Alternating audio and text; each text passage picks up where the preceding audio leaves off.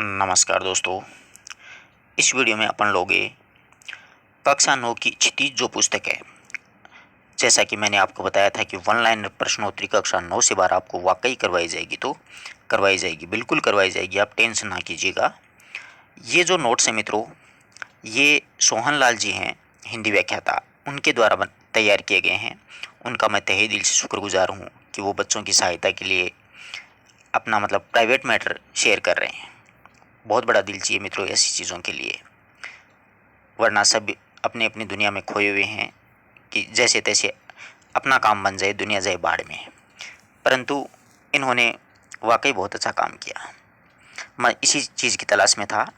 ये दो बैलों की कथा जो है, उसके वन लाइनर प्रश्नोत्तर आपको कैसे लगे कमेंट में आपको बताना। आपको डेली एक वीडियो कक्षा 9 का वस्तुनिष्ठ मिलेगा और कक्षा 11 और 12 का वैसे सुबह और शाम मिलेगा। 3 वीडियोज डालूंगा, सारे पाठ करवाऊंगा, एक एक पहले से बेहतरीन करवाऊंगा। बस ज़रूरत है तो आप लोगों के साथ की बस।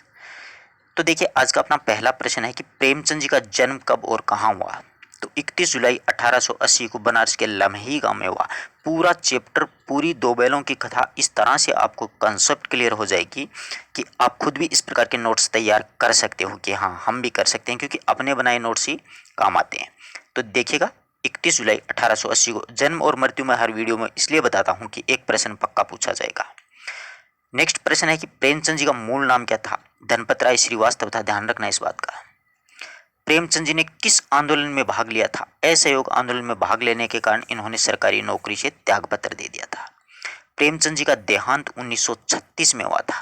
प्रेमचंद जी प्रगतिशील लेखक संघ का प्रथम जो अधिवेशन हुआ था, उसके अध्यक्ष जो थे वो प्रेमचंद जी ही बने थे। इस बात का भी थोड़ा सा ध्यान रखना।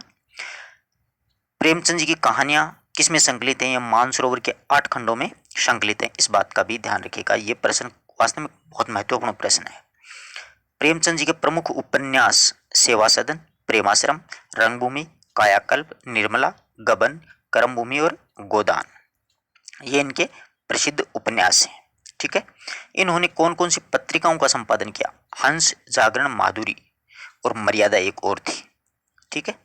4 पत्रिकाओं का संपादन कार्य स्पेशली क्या था। मूल रूप से तो हंस पत्रिका पे ये जुझारू थे। ये जो जागरण पत्र है ना, ये छायावाद का घोर समर्थक पत्र माना जाता है। प्रेमचंद जी की रचनाओं का मूल विषय क्या है। देखिएगा कितना अच्छा प्रश्न है। किसानों और मजदूरों की दयनीय स्थिति, दलितों का शोषण, समाज की स्त्रियों की दुर्दशा और स्वाधीनता आंदोलन, इनकी जो रचनाएं, इनके विषय यही हैं। या तो किसानों और मजदूरों से संबंधित लिखा है इन्होंने, बिल्कुल लिखा है, आप लोगों ने पढ़ी भी होगी। और दलितों का शोषण भी बिल्कुल लिखा है। समाज में स्त्रियों की दुर्दशा, उसके बारे में भी इन्होंने बहुत अच्छा लिखा। और स्वाधीनता आंदोलन तो आपको पता ही है, दो बैलों की कथा है, वो परोक्ष रूप से स्वतंत्रता आंदोलन से जुड़ी हुई है। अगर आपको ये बात नहीं समझ में आ रही तो इसी वीडियो के डिस्क्रिप्शन में मैं दो बैलों की कथा जो पाठ मैंने पढ़ाया है, वो वीडियो का लिंक आपको डिस्क्रिप्शन में दूंगा, साथ ही टेलीग्राम का लिंक भी दूंगा। आप दोनों चीज़ें ज्वाइन कीजिएगा। वो वीडियो सुनेंगे ना तो आपके सारे कॉन्सेप्ट क्लियर हो जाएंगे, ये मैं वादा करता हूँ आपसे। प्रेमचंद जी ने दो बैलों की कथा के माध्यम से किन के संबंधों का वर्णन किया है। कृषक समाज में पशुओं का भावात्मक संबंध हो गया, यानी कृषक समाज में जो पशु होते हैं ना, वो पशु और कृषक का एक भावात्मक संबंध हो जाता है। भावात्मक का मतलब मित्रों क्या होता है, खून का रिश्ता नहीं होता है, मन से मन मिलना होता है ना। यानी ये पशु जो हैं, ये पशु अपना जो मुख्य मालिक है उसकी आवाज़ से, एक आवाज़ से ये इतने दौड़ने लगते थे कि छड़ी से छूने की तो कोई आवश्यकता नहीं है। जबकि इनको बेच दिया गया तो नया जो मालिक है, अभी कॉन्सेप्ट क्लियर नहीं करूँगा, जैसे जैसे पढ़ेंगे कहानी वैसे वैसे आपको कॉन्सेप्ट क्लियर होता जाएगा। तो उससे वो बहुत डरते थे, यानी इनका अपने पुराने मालिक के साथ बहुत संबंध था। अगला देखिए, जानवरों में सबसे ज़्यादा बुद्धिहीन समझा जाने वाला जानवर, ये पहली पंक्ति का है, गधा सबसे मूर्ख समझा जाता है। ठीक है, बुद्धिहीन। कौन सी गाय अनायासी सिंहनी का रूप धारण कर लेती है। ब्याई हुई गाय, है ना, ब्याई हुई गाय अनायासी सिंहनी बन जाती है। जैसे दो बैलों की कथा पढ़ते हैं तो ये पंक्तियां आती हैं। नेक्स्ट देखिएगा, गधा किस महीने में एक आध बार कुल्लेल कर लेता है। वैशाख के महीने में बेचारा इधर उधर क्या होता है कि राख की जो ढेरी होती है ना, उसमें कुल्लेल कर लेता है। ऋषियों मुनियों के सभी गुण किस में बताए हैं, गधे में बताए हैं। यानी ऋषि मुनि कभी भी क्रोध नहीं करते, तो गधा भी कभी क्रोध नहीं करता। चाहे बेचारे को जितना मारो, कूटो, पीटो, कुछ भी करो, कितना ही ला दो उस पे वजन, कुछ नहीं कहेगा वो आपको।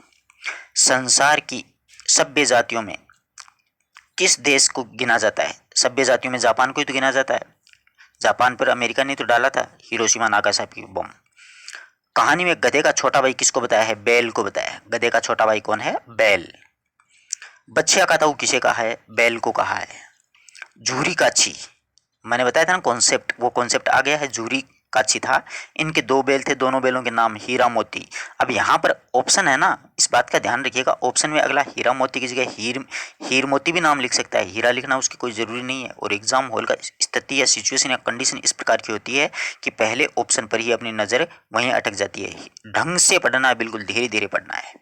ठीक है, तो झूरी काछी के ये बैल थे हीरा मोती। गोई का तात्पर्य मतलब जोड़ी होती है, गोई बैलों की जोड़ी है ना वो।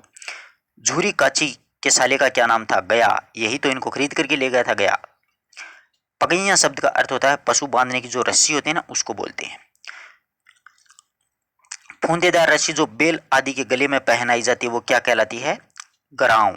अपन बोलते हैं ना ग्राउंड डाल दिया, क्या गाल दिया, तो मारवाड़ी भाषा हो जाएगा ना। प्रेमालिंग और चुंबन का कौन सा दृश्य मनोरम था? झूरी काची अपने बैलों को गले लगा रहा था, वो वापिस आ गया था ना, वो ग्राउंड तुड़ा करके उसके गया के घर से। कहानी में उस जन्म के आदमी किसे कहा है? बैलों को कहा है कि ये पुराने जन्म के आदमी थे, यानी पुनर्जन्म हुआ इनका। आपको अगर हिंदी में कॉन्सेप्ट और भी क्लियर करना है तो गुरुजी के नंबर साथ साथ चल रहे हैं, आप लोग इनसे बात भी कर सकते हैं, ये सर के नंबर है। ठीक है। झूरी का साला गया दूसरी बार बैलों को कैसे ले गया था? गाड़ी की जोत करके ले गया था, बेचारों को बहुत परेशान किया था, है ना। आती हैं पंक्तियां। किस बैल ने गाड़ी को दो चार बार गिराना चाहा? मोती ने दो चार बार गिराना चाहा, परंतु हीरा मजबूत था, उसने संभाल लिया। कौन सा बैल सहनशील और समर्पित, आदर समर्पित था? मतलब हीरा था, वो मजबूत था और सहनशील था, इसने गाड़ी को गिरने नहीं दिया और इशारे इशारे में समझा दिया। गया ने किस बैल की नाक पर डंडे मारे थे? हीरा की बैल पर बहुत डंडे मारे जब वो हल जोत रहे थे, उस समय की बात है ना ये। हीरा बैल ने मूक भाषा में मोती बैल को क्या कहा? भागना व्यर्थ है, कि भैया भागने से कोई फायदा नहीं, तू मत भाग वरना तुझे भी पड़ेंगे दो चार। कहो तो दिखा दूं कुछ मजा, किस बैल ने कहा? मोती ने कहा। अच्छी पंक्तियां हैं, शानदार पंक्तियां हैं। नहीं, हमारी जाति का धर्म नहीं है। हीरा ने बोला कि नहीं बेटा, अपनी जाति का धर्म नहीं है, अपन तो मार खाएंगे, हल जुतेंगे, अपन पे बोझा ढोएंगे, अपन नहीं मारेंगे किसी को। मसहलत मतलब हितकर, मैंने मैं तुम्हारी भलाई चाह करके, मोती ने कहा कि मैं तुम्हारी भलाई चाह करके रुक गया था, वरना तो मार डालता साले को। गया के घर में दो बैलों को रोटी खिलाने वाली लड़की किसकी थी? बहरों की लड़की थी, छोटी सी। वो शाम के समय चुपचाप एक एक रोटी दोनों को खिला दिया करती थी। एक रोटी से भूख तो क्या तृप्त होती, परंतु अपन को संतुष्टि मिलती। ऐसी पंक्तियां थी ना पाठ में। दोनों बैलों से किसको इस प्रकार की आत्मीयता हो गई थी? यानी बैरों की लड़की से एक छोटी छोटी लड़की थी, उससे आत्मीयता हो गई थी, यानी उनके उससे दोनों के भावात्मक संबंध हो गए थे। वो एक दूसरे के हाथ से उसका सिर सहलाया करती थी, वो उसका हाथ चाटा करती थी, है ना, ऐसा। कहानी के माध्यम से किस पर सींग चलाना मना है? औरत जात पे सींग चलाना मना है। ये गया की, सॉरी, झूरी की औरत के लिए बोला है। भागना कायरता है, किसने कहा? हीराबेल ने कहा कि भागना तो बे कायरता है, अब नहीं भागेंगे ये। मतलब मटर के खेत में ये चल रहे थे ना, उस वक्त की बात है। हीरा मोती किस खेत में चल रहे थे? देख लो पीछे नीचे जस्ट प्रश्न आया, मटर के खेत में। आपको पूरा पाठ दोबारा रिवीजन कराऊंगा पूरा। मवेशी खाना जहाँ पर लावारिस पशु रखे जाते हैं उसके बाद में नीलाम कर दिए जाते हैं, वह स्थान कौंजी हाउस, समझ गए ना बात? कौंजी हाउस कहलाता है वो, जहाँ पर आवारा पशु होती हैं, लावारिस पशु होते हैं, उनको बांध दिया जाता है, फिर नीलाम कर दिया जाता है। कौंजी हाउस में जानवरों की हाजिरी लेने कौन आया करता था? कौंजी हाउस का एक चौकीदार आया करता था। कौंजी हाउस के सभी जानवर के भाग जाने पर भी कौन से जानवर ज्यों के तो पड़े थे? ये गधे वहीं पर ही पड़े थे, वो नहीं भागना चाहते थे, वहां से जगह कोई नहीं छोड़ना चाहते। गधों का नहीं भागने का क्या कारण था? इन्हें वो सोच रहे थे फिर पकड़े जाएंगे। हीरा ने पूछा था ना कि आप लोग क्यों नहीं भाग रहे? तो बोले भैया फिर पकड़े जाएंगे, पड़े रहेंगे। यानी इनको तो लात खाने की आदत पड़ी हुई है। ठठरिया निकलना मतलब हड्डियां निकल गई थी सभी जानवरों की, कुछ खाना पीना तो मिलता ही नहीं था, हड्डियां निकलेंगी। हीरा मोती बैल को किसने टटोल कर देखा? एक दड़ियल आदमी आया था ना, उसने टटोल कर देखा जैसे कोई कसाई हो साला। नीलाम होने के बाद में दोनों मित्र किसके साथ चले गए? दड़ियल आदमी के साथ ही जाने थे वो। अख्तियार शब्द का भावार्थ है मतलब हक। सारे गांव में उत्साह का माहौल कब हो गया था? दोनों बैल जब वापिस उस दड़ियल बैल से छुड़ा करके आ गए थे ना, तब गांव में बच्चों की क्या हो गया? एक उत्साह का माहौल हो गया। सभी ने, किसी ने रोटी, किसी ने गुड़, किसी ने चरी, किसी ने खल, वैसे दिया था ना पुरस्कार के रूप में, वो वाली बात है। दो बैलों की कथा नामक पाठ से हमें क्या प्रेरणा मिलती है? स्वतंत्रता के लिए हमेशा मतलब संघर्ष करना पड़ेगा, तभी स्वतंत्रता मिलेगी। तो इन हीरा और मोती ने इतना संघर्ष किया, तब जाकर के वे अपने वापिस आए थे जूरी काची के घर, यानी अपने पुराने घर में। ये स्वतंत्रता आंदोलन से परोक्ष रूप से जुड़ी हुई कहानी है। गधे में कौन कौन से गुण ऋषि मुनियों की श्रेणी में लाकर खड़ा कर देते हैं? सहनशीलता है सबसे ज्यादा गधे में। गधा कुछ नहीं करेगा बेचारे, कितना ही पीटो, कुछ भी करो।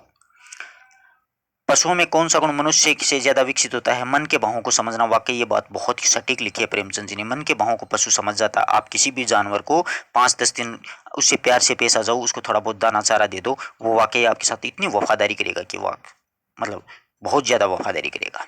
लेकिन औरत पर सींग चलाना मना है, कथन किसका है? हीरा का है। बेल का जन्म लिया है तो मरने से कहां तक बचेंगे, ये कथन किसका है? कौन जी हाउस के चौकीदार का है ना। बेल का जन्म लिया है तो मरने से कहां तक बचेंगे। गिरे हुए बेरी पर सींग चलाना ठीक नहीं है, ये कथन किसका है? हीरा का है। ये मटर के खेत में चल रहे थे ना, उसमें एक सांड आ गया था, उस सांड को इन्होंने धकेल दिया था, तब बोले इस पे सींग नहीं चलाएंगे। बच्चा का ताऊ मुहावरा मतलब मूर्ख व्यक्ति। दो बैलों की कथा पर किसकी लड़ाई की ओर संकेत करती है? यानी भारतीय स्वतंत्रता संग्राम। ये बात तो सही है। गया ने हीरा और मोती को दोनों बार सूखा भूसा ही क्यों दिया? क्योंकि प्राय बैलों को वो अधिक खर्च नहीं करना चाहता था, इसलिए वो सूखा भूसा ही देता था उनको बेचारों को। पहली बार गया के घर से भागकर दोनों बैल कहाँ आ गए थे? जूरी के घर वापिस आ गए वे।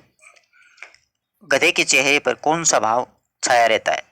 स्थायी विषाद, दुख का भाव छाया रहता है। गधा कभी खुश नहीं होता है। गधे में ऋषि मुनियों का गुण मतलब सुख दुख में समान भाव से रहता है। ऋषि मुनि होते हैं ना, वो ज्यादा ना तो सुख में खुशी होती है ना दुख में दुखी होते हैं, वो समवेष्टि प्रवृत्ति के रहते हैं आराम से। सद्गुण का मतलब सही, सच जिसको बोलते हैं। प्रेमचंद जी उर्दू भाषा में किस नाम से लिखते थे? नवाब राय के नाम से। अच्छा प्रश्न है, ध्यान रखना।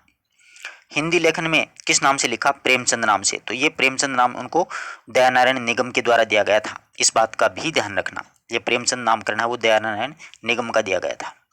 प्रेमचंद जी की शिक्षा कहाँ पर हुई, कहाँ तक हुई? बीएससी की थी इन्होंने। किस विभाग में नौकरी की इन्होंने? शिक्षा विभाग में नौकरी की थी। शिक्षा विभाग में इंस्पेक्टर के पद पे थे ये हमारी जाति का धर्म नहीं है, ये कथन किसका है? हीरा ने कहा था मोती से। दोनों बैलों की कंजी होश में कितने दिनों तक भूखा पड़ा रहना रहा? 7 दिन तक भूखे पड़े रहे बेचारों, किसी को दाना पानी नहीं दिया। किस बात के अनुसार हीरा और मोती कायर कहलाते? वे सांड से डरकर भागते तो वो कायर कहलाते, परंतु वो भाग्य नहीं थे।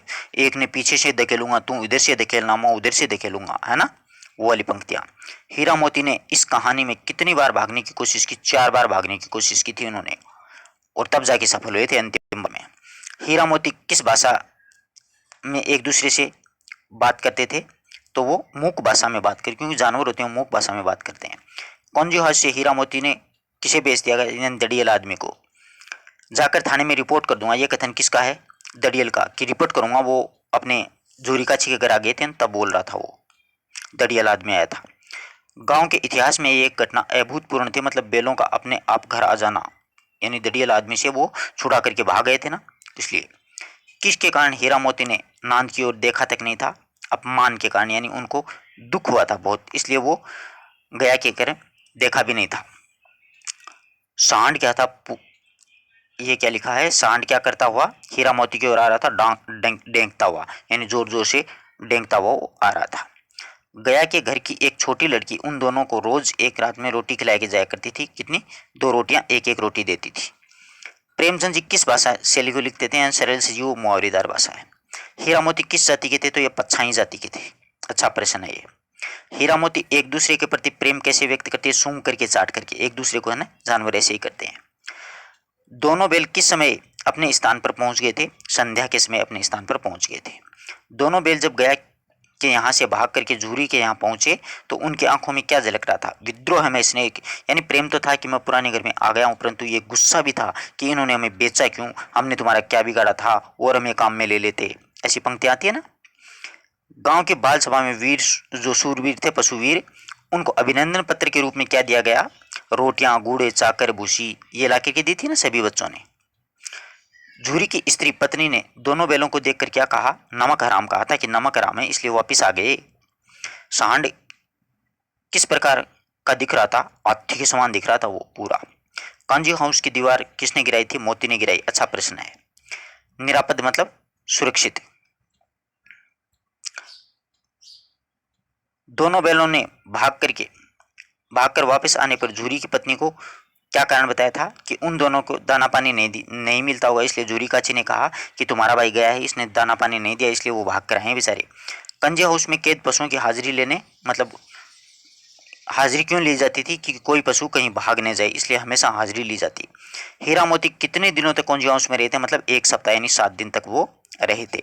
इस प्रकार से मित्रों अपन ने हीरा और मोती जो चैप्टर है, दो बैलों की कथा प्रेमचंद जी का, अच्छी तरीके से, आशा करता हूँ जितने अच्छे प्रश्न बन सकते हैं 80-85 प्रश्न बनाए हैं सर ने, उनका बहुत बहुत धन्यवाद था कि आप तक ये प्रश्न पहुँचे। आपको कैसा लगा वीडियो ज़रूर कमेंट में बताइएगा, और साथ ही साथ में अपने मित्रों तक दो चार जो भी हैं आपके, उन तक जोड़ दीजिएगा। मैं आपको डेली 3-3 वीडियोज़ उपलब्ध करवाऊंगा। महीने भर में आपको इतना शानदार करवा दूंगा कक्षा 9 से 12 कि वाकई परीक्षा में एक भी प्रश्न अगर गलत हो जाए तो गारंटी लेता हूँ, एक भी प्रश्न, अभी इससे बाहर कोई प्रश्न नहीं जाएगा, गारंटी लेता हूँ, देख लेना चाहिए। ठीक है दोस्तों, धन्यवाद। अपने विचार जरूर लिखना।